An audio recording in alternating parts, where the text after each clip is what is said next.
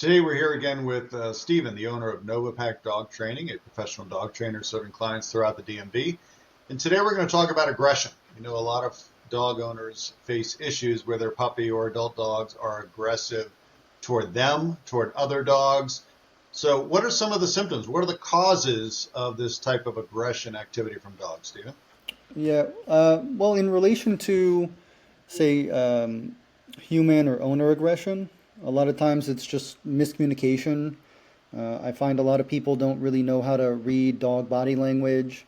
They're not understanding how primal dogs can be sometimes, and we kind of think, oh, I should be able to do whatever with the dog, and they may be eating, and they kind of come over and walk by and pet them a little bit, and for some dogs that can be totally fine, but most of the time it's very inappropriate, and the dog will very quickly tell you like, "Hey, don't touch me when I'm eating."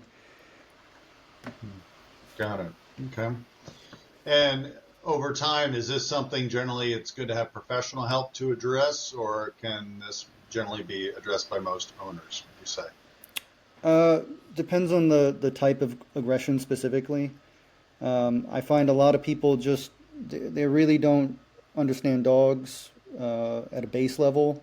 They're not reading behavior. They're not reading body language. There's a little bit of a miscommunication in like how we want to interact with the dog, and then the dog in front of us, like how they are expecting us to live with them.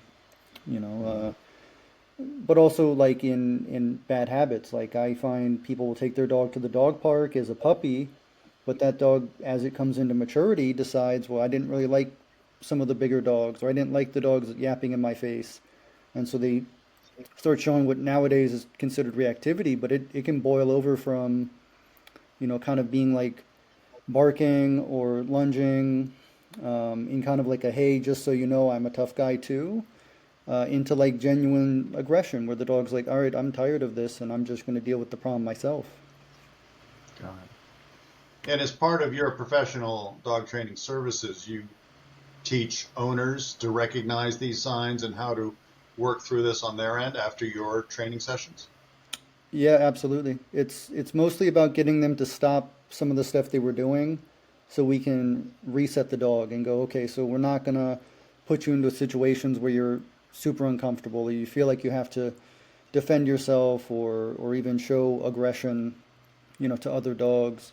In the instance of like human aggression, it's a lot of times just you get a dog with a temperament that's just not suitable for like the owner's way of wanting to live with the dog. And so the dog will take things as like, well, I didn't tell you to get off the couch, and we allow the dog on the couch and cuddle with them and all of that, but the dog sometimes sees it differently. Got it. Okay. Well, it's very insightful. I know a lot of folks are facing these issues. So if they're interested in your training services to help with these aggressive tendencies for their dogs, what's the best way to contact you? Generally through the website on the contact us form.